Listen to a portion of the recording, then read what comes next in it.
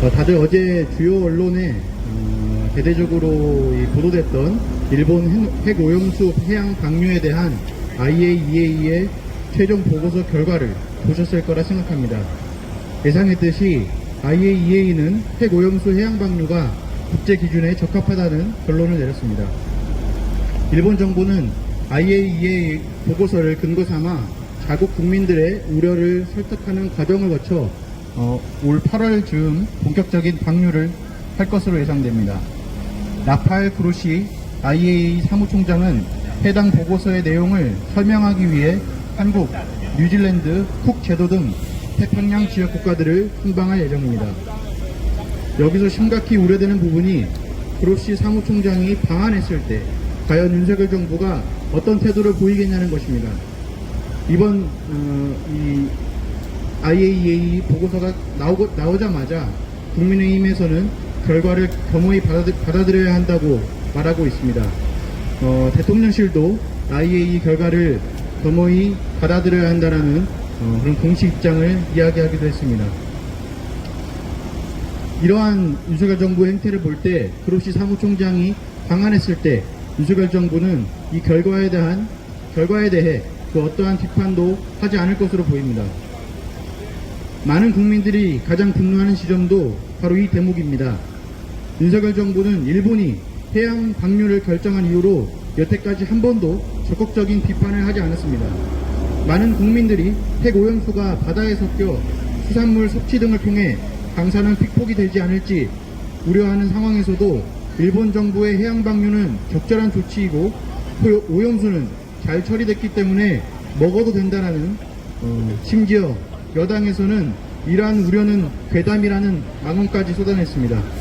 한 여당 의원은 노량진 수산시장에서 수조에 담긴 물을 마시는 어이없는 퍼포먼스를 보이기도 했습니다. 핵오염수 해양 방류는 일본 국민들도 우려하고 있는 사안입니다. 자국민들조차 핵오염수 해양 방류가 사람의 생명, 나아가 해양 안전에 우려가 되므로 정부의 정책에 반대하고 있는 상황에서 우리 국민들 대다수가 반대하는 해양 방류를 윤석열 정부가 옹호하는 이유는 도대체 무엇입니까? 저 개인적으로 정부 여당의 행태가 더욱 분노스러운 것은 일본 강제동원 문제를 대하는 태도와 해양 방류를 대하는 태도가 판이하게 다르기 때문입니다. 돌이켜보면 윤석열 정부는 이미 대법원이 강제동원 피해자들에게 일본 기업이 배상하라는 판결을 어떻게든 회피해보고자 가진 수법을 동원했습니다. 결국 제3자 변제라는 강제동원 피해자들이 결단코 반대했던 방식을 선택해 일본 일제 강제동원 피해자 지원재단이 기금을 마련해 피해자들에게 변제하도록 했습니다. 그 과정에서 재단 정관까지 개정했는데 이는 일제 강제동원 피해자 지원재단의 설립 모법을 뛰어넘는 처사였습니다. 즉 하위법인 정관이 상위법인 특별법보다 우선하게 된 것입니다. 이번 주 월요일이었던 7월 3일에는 외교부가 강제동원 피해자들의 주소지 담당 지방법원에 변제 공탁을 접수하기도 했습니다. 변제 공탁은 채권자가 변제를 받지 않거나 받을 수 없을 때 변제 목적물을 공탁하여 변제자로 하여금 채무를 면할 수 있도록 조치하는 것입니다.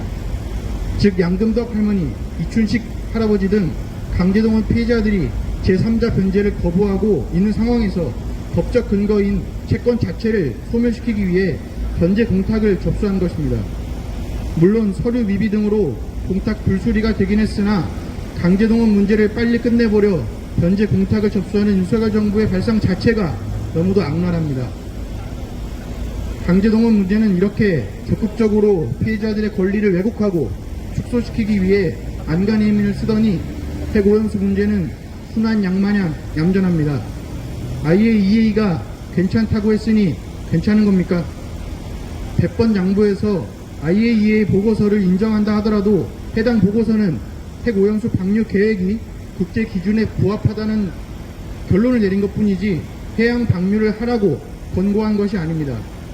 즉 IAEA 보고서는 괜찮다고 결론을 내렸더라도 알프스 처리 방식의 안정성 문제와 장기간 방류에 따른 수산물 내부의 방사능 물질 축적, 태평양 주변국들의 반대 등 여러 우려들을 근거로 해양 방류를 저지할 수 있는 것입니다.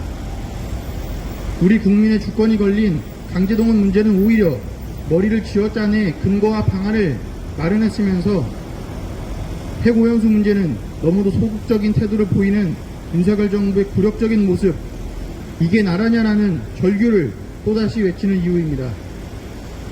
생각해보면 일본 기업이 배상하라는 대법원 판결문은 취급도 안 하면서 IAEA 보고서는 철떡같이 믿어야 한다는 정부 여당의 태도에 경악을 금치 못합니다.